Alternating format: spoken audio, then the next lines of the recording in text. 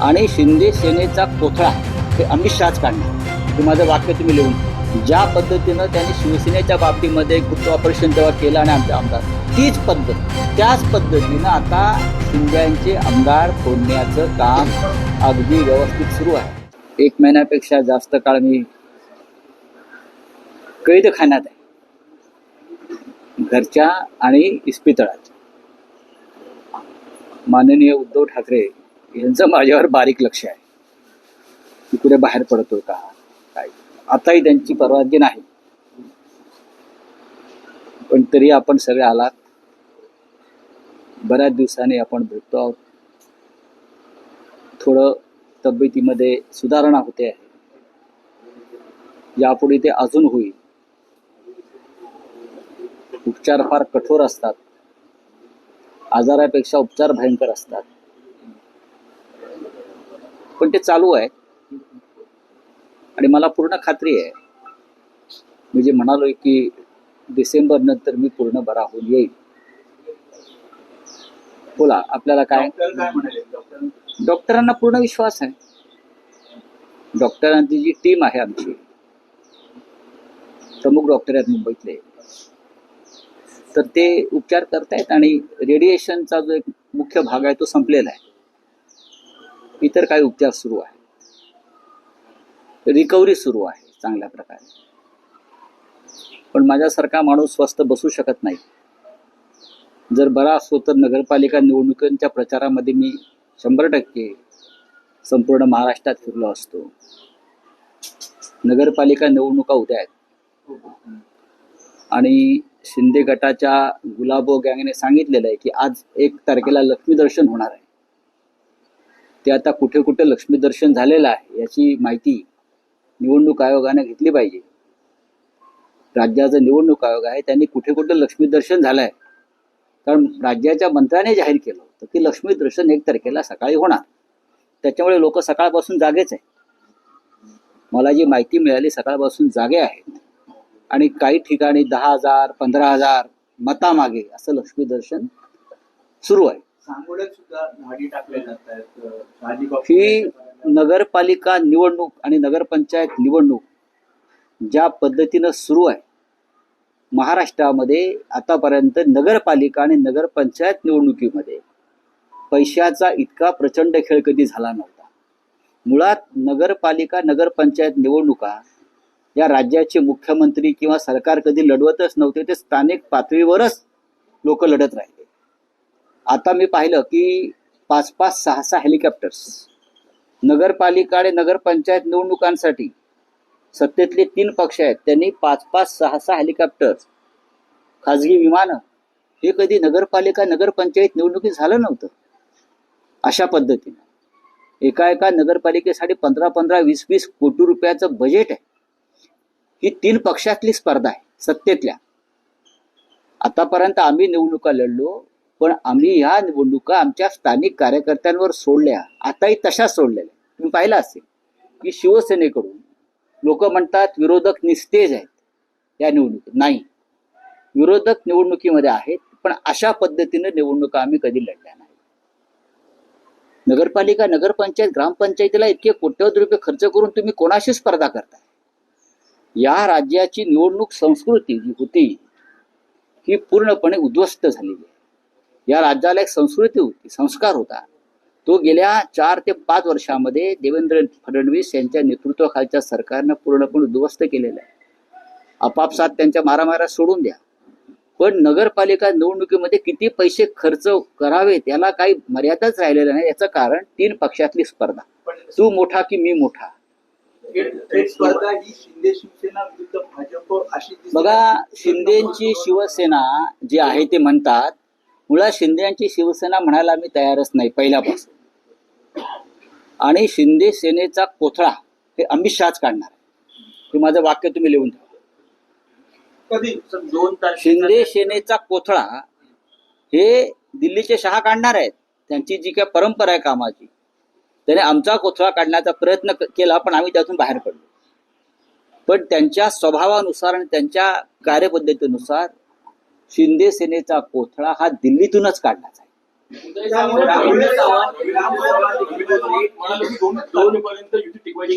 मी हे तुम्हाला आता सांगत नाही, गेले वर्षभर सांगतो, यांचे 35 आमदार फुटणार आहे. ज्या पद्धतीनं त्यांनी शिवसेनेच्या बाबतीमध्ये गुप्त ऑपरेशन तेव्हा केलं आणि आमचे आमदार, तीच पद्धत, त्याच पद्धतीनं आता शिंद्यांचे आमदार फोडण्याचं काम अगदी व्यवस्थित सुरू आहे. रवींद्र चव्हाण हे भारतीय जनता पक्षाचे प्रदेशाध्यक्ष आहेत, करेक्ट, कोकणातलेच आहेत आणि डोंबिवलीचेच आहेत. त्यांची नेमणूक खास त्यासाठीच केलेली आहे डोंबिवलीतून. त्याला राजकारण कळत आहे, त्यांनी ते राजकारण समजून घेतलं पाहिजे. आणि जे आजच सामनाचा अग्रलेख आहे, जे रवींद्र चव्हाणांचं वक्तव्य आहे 2 तारखेनंतर, आणि तुम्हाला आठवत असेल मीही वारंवार तेच सांगत होतो, डिसेंबर नंतर बघा काय यांचा कोथळा. यांना वाटत असेल की दिल्लीचे 2 महान नेते आमच्या पाठीशी आहेत, ते कोणाच्या पाठीशी नसतात. हिंदुहृदय सम्राट बाळासाहेब ठाकरे यांनी अमित शहा आणि नरेंद्र मोदी यांना बरं का नियमबाह्य मदत केली कायद्याच्या बाबतीमध्ये, इतर बाबतीमध्ये, तरी त्यांनी माननीय हिंदुहृदय सम्राटांच्या शिवसेनेच्या पाठीत खंजीर खुपसायला मागे पाहिले नाही. की ते शिंदे कोण? शिंदे तर त्यांनीच पाळलेलं. तुमचं म्हणणं की महापालिका निवडणुकीच्या आधी हा पक्ष कुठे? बघा, पक्ष त्यांचा फुटलेलाच आहे. पक्ष फुटलेलाच आहे, हा त्यांचा पक्ष नाहीच आहे. तो अमित शहाने निर्माण केलेला एक गट आहे. अमित शहाचा पक्ष, हा शिंदेचा पक्ष नाही. माझी शिवसेना खरी आहे का? हास्यास्पद नाही का हो? कसली यांची शिवसेना? याने कधी शिवसेनेला जन्म दिला? याने काय शिवसेनेसाठी खस्ता खाल्ल्यात?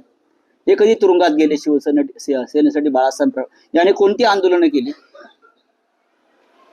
माननीय उद्धव ठाकरे यांच्या नेतृत्वाखालची शिवसेना महाराष्ट्रामध्ये आजही मजबूतीने उभी. पैशाच्या ताकदीवर निवडणुका जिंकणं म्हणजे लोकशाही नाही. त्याला आम्ही लोकशाही किंवा राज्य करण्याची पद्धत मानत नाही. एक मंत्री म्हणतो आमच्याकडे नगरविकास खातं आणि भरपूर पैसा, याचा अर्थ निवडणूक आयोगाला कळत नाही, फडणवीसांना कळत नाही. आपण भ्रष्टाचाराचा 0 टॉलरन्सचा जेव्हा भूमिका घेता, तेव्हा तुमच्या खात्यातला एक मंत्री नगरविकास खातं आमच्याकडे आहे, त्यावेळेला आमच्याकडे आम्हाला पैशाची चिंता नाही असं जेव्हा सांगतो, तेव्हा ताबडतोब त्या मंत्र्याला बरखास्त केलं पाहिजे आणि नगरविकास खातं ज्याच्याकडे आहे त्याच्याकडून ते काढून घेतलं पाहिजे. तर तुम्ही राज्याचं नेतृत्व करता असं आम्ही मानतो.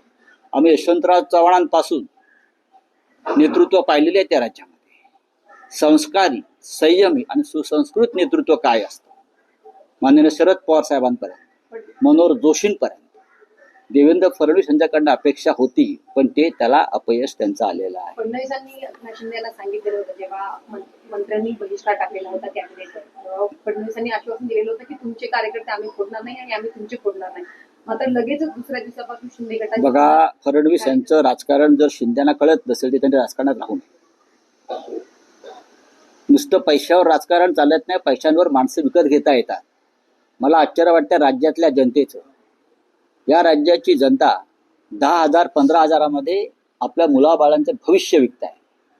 बेरोजगारी तशीच आहे, लोकांना रोजगार नाही, गरिबी तशीच आहे, कायदा सुव्यवस्था पूर्ण ढासळलेली आहे, महिलांची सुरक्षा धोक्यात आहे. रोज मुंबईत, महाराष्ट्रात रोज महिलांच्या अत्याचारावर घटना घडतात. त्याच्यावर कोणी बोलत नाही. त्याच्यावर तो उतारा जर 10 आणि 15,000 रुपये मताला असेल तर या राज्याच्या जनतेनं स्वतःला अशा प्रकारे विकल्यामुळे ते आपल्या पुढल्या पिढीचं भविष्य धोक्यात आणतात. 10 आणि 15,000 या जनतेची किंमत आहे का? पण लुटलेला पैसा, भ्रष्टाचाराचा पैसा अशा माध्यमातून निवडणुकीमध्ये येतो आणि आमची जनता खुश आहे. 10,000 नगरपालिकेला, 10,000 विधानसभेला, 25,000 लोकसभेला, त्याहून जास्त. ही या जनतेची कमाई आहे या राज्याच्या. बाकी नोकऱ्या धंदे काही नाही. कणकवलीमध्ये राणे बंधू एकमेकांच्या विरोधात उभे राहिलेले पाहायला मिळतात किंवा एकमेकांचे नेते दोन्ही राणे बंधूंना बळ देताना पाहायला मिळतात. कारण एकनाथ शिंदे सुद्धा नारायण राणे यांच्या घरी गेले, निलेश राणेंना म्हणाले की पूर्ण तुझ्या पाठीशी उभा आहे. नारायण राणे भाजपचे खासदार आहेत. एकनाथ शिंदे राणांच्या घरी गेले. नारायण राणे भारतीय जनता पक्षाचे खासदार आहेत आणि भारतीय जनता पक्षानं आमदार निलेश राणे यांच्यात गुन्हा दाखल केला. मी निलेश राणे यांचं अभिनंदन करीन की त्यांनी कशा प्रकारे पैशाचं वाटप होत आहे कोकणात हे दाखवण्याचा प्रयत्न केला. त्यांचे आमचे मतभेद असतील, पण शेवटी निवडणुकीमध्ये पैशाचं वाटप कशा प्रकारे होत आहे हे दाखवण्याचा प्रयत्न केला. याचा अर्थ शिंदे गटाचे लोक पैसे खर्च वाटत नाहीत का? जास्त वाटत. पण कोकणामधल्या एका भागामध्ये आमदार राणे, निलेश राणे यांनी कसे पैसे येतात, कसं पैशाचं वाटप होतं यावरती प्रकाश पाडला असेल तर निवडणूक आयोगानं त्यांची दखल घेण्याऐवजी त्यांच्यावर गुन्हा दाखल करणं हे काय मला योग्य वाटत नाही. ज्या प्रकारे निवडणुका, काही नगरपालिका नगरपंचायत निवडणुका या पुढे ढकलल्या आहेत, ऐन वेळी या पुढे ढकलल्या आहेत. देवेंद्र फडणवीस व्यवस्था आहे. देवेंद्र फडणवीस असं म्हणाले की कायदेशीररित्या असं पुढे जाणं हे चुकीचं आहे. ही तसं जरी असलं तरी पुढल्या निवडणुकांमध्ये भरपूर वेळ मिळावा त्यासाठी ही निवडणूक आयोगाशी संगनमत करून केलेली राजकीय व्यवस्था आहे. एकनाथ शिंदे म्हणतात की मुंबई आणि ठाण्यामध्ये आमचाच पक्ष मोठा भाऊ ठरणार. बघा असं आहे की ते न्यूयॉर्कला सुद्धा जिंकू शकतात. ते त्यांच्याकडे जे कोट्यवधी रुपये आहेत ते डॉलरमध्ये कन्वर्ट करतील आणि तिथे वाटायला जातील, 4 लोक पाठवतील. ते जर्मनीमध्ये जिंकू शकतात, ते कुठेही जिंकू शकतात. त्यांना असं वाटतं मी माझ्या हातामध्ये प्रचंड पैसा असल्यामुळे लुटीचा मी जग माझ्या मुठीत आहे. तसं नाही आहे. तसं राजकारण हे वाळूसारखं असतं मुठीतल्या, ते कधी सटकू शकतं. जेव्हा कोण बोलत नव्हतं तेव्हा तुम्ही बोलत होता की मनसे आणि शिवसेना एकत्र येतील. जवळपास अनेक बैठका देखील झाल्या आहेत. युती देखील आता काही दिवसांनी जाहीर. एक महिना तुम्ही विश्रांती घेतली. बैठकामध्ये राज ठाकरे आणि उद्धव ठाकरेंच्या झाली ना बैठक. ती कुठपर्यंत होईल? बघा मी तुम्हाला अगदी पहिल्या दिवसापासून सांगतो, शिवसेना माननीय बाळासाहेब ठाकरेंची म्हणजे उद्धव ठाकरे यांच्या नेतृत्वाखालची खरी शिवसेना आणि महाराष्ट्र नवनिर्माण सेना राज ठाकरे यांच्या नेतृत्वाखालची, या दोघांमध्ये सकारात्मक चर्चा सुरू आहे. बैठका सुरू आहे जागा वाटपावर आणि योग्य दिशेनं ही चर्चा सुरू आहे. माननीय उद्धव ठाकरे आणि माननीय राज ठाकरे यांच्यामध्ये उत्तम संवाद सुरू आहे. एकमेकांना भेटतात. आताही 4 दिवसापूर्वी त्यांची दोघांची भेट झाली. मला त्याच्याविषयी माझी चर्चाही झाली. त्यामध्ये राज ठाकरे यांनी महानगरपालिकेसंदर्भात एक प्रेझेंटेशन जे तयार केलं होतं ते त्यांना दाखवलं आणि ते उत्तम प्रेझेंटेशन आहे असं उद्धव ठाकरेंनी मला सांगितलं की राज यांनी एक चांगलं प्रेझेंटेशन मला दाखवलं निवडणुकांसंदर्भात किंवा इतर काही. त्याच्यामुळे कोणाला चिंता करण्याचं कारण नाही आहे.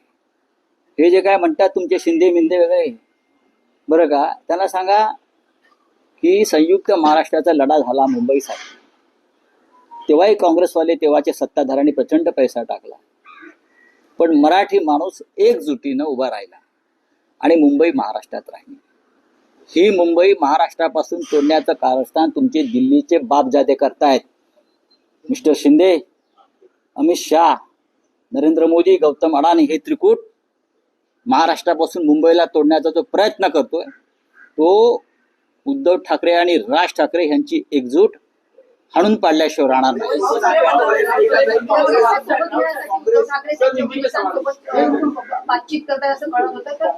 बघा एक लक्षात घ्या, काँग्रेसशी आमची चर्चा सुरू आहे.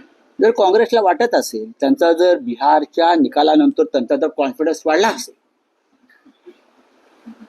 बिहारच्या निकालानंतर जर काँग्रेस पक्षाचा आत्मविश्वास वाढला असेल तर ते मुंबईमध्ये स्वतंत्र लढायला तयार आहेत. तर त्यांना लढू द्या. आमची त्यांची चर्चा सुरू आहे. मी साधारण डिसेंबरच्या 2ऱ्या आठवड्यात दिल्लीत जाणार आहे. तेव्हा माझा प्रयत्न असेल की या विषयावर मी त्यांच्या हायकमांडशी बोलेन. पण काँग्रेसने सोबत असणं मुंबईमध्ये महाविकास आघाडी म्हणून ही आमची भूमिका असायला पाहिजे. काँग्रेस पक्ष आम्ही सगळे एकत्र आहोत. राज ठाकरे सोबत आल्याने भारतीय जनता पक्षाचा पराभव होणार आहे, लक्षात घ्या. आमचा जो शत्रू आहे, या मुंबईचा जो शत्रू आहे तो भारतीय जनता पक्ष आहे. गौतम अडाणीला ज्या पद्धतीने ही मुंबई घशात घातली जाते ती जर थांबवायची असेल आपल्याला तर राज ठाकरे यांचं सोबत असणं ही या मुंबईची आणि महाराष्ट्राची गरज आहे. बोले हिंदी में. कुंभ मेला नासिक में हो रहा है, पैसा महाराष्ट्र का लग रहा है और कॉन्ट्रैक्ट गुजरात में जा रहा है, क्या कहना चाहते हैं? प्रयागराज में भी यही हुआ ना.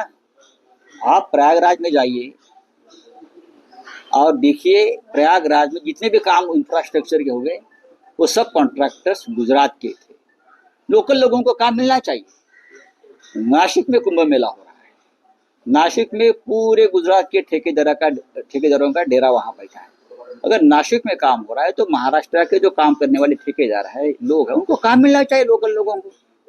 आप ये साधु ग्राम के लिए 2000 झाड़ तोड़ रहे हैं, हाँ पेड़ तोड़ रहे हैं, सर पार्लियामेंट से रास्ता चौड़ा करने के लिए लोगों के घर तोड़ रहे हैं। ये कुंभ मेला में किसने कहा? हाँ, लोगों का बेघर बेरोजगार कर रहे हो। ये सिंहस्थ कुंभ मेले का काम है क्या? 25,000 करोड़ का बजट पूरा गुजरात में जा रहा है। गिरीश महाजन को पूछिए, मैं झूठ बोल रहा हूँ तो उनको पूरे लिस्ट देता हूँ ठेकेदारों की। बोलिए। सर पार्लियामेंट सेशन शुरू हो रहा है, जो SIR है उसको लेके SIR पर हम चर्चा मांग रहे हैं।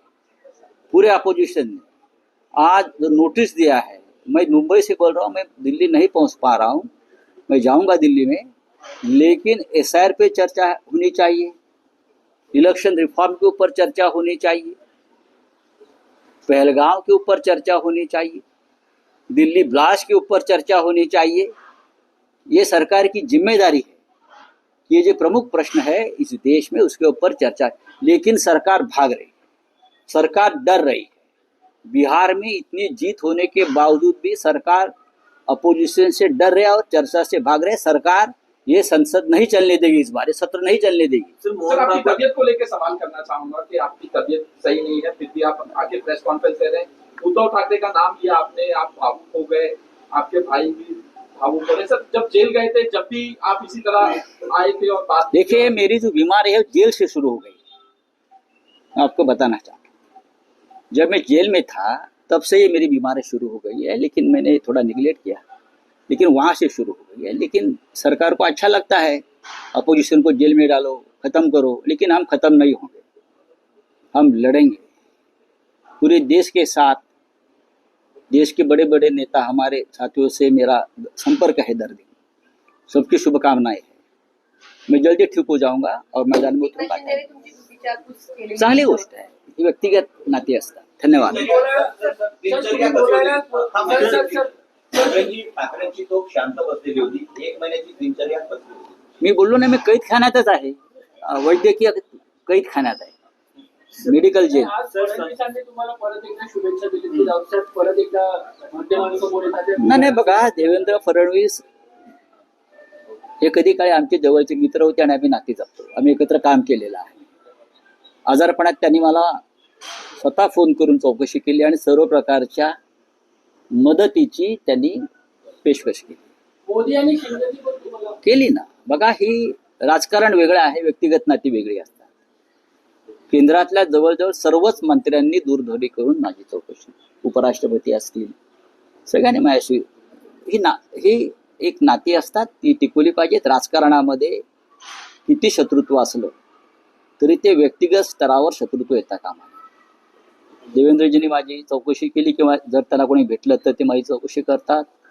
नरेंद्र मोदीजींनी चौकशी केली, वारंवार ते करत असतात। आजही सकाळी त्यांनी कोणाकडे तरी चौकशी केली असं मला कळलं, मला फोन आला होता। पण या गोष्टी होत असतात। उद्धवजी, राजजी चौकशी करतात, 2 दिवसात राज ठाकरे इथे येणार आहेत, त्यांचे निरोप आहे, पण या गोष्टी होत असतात आणि मी बरा आहे। चला, धन्यवाद।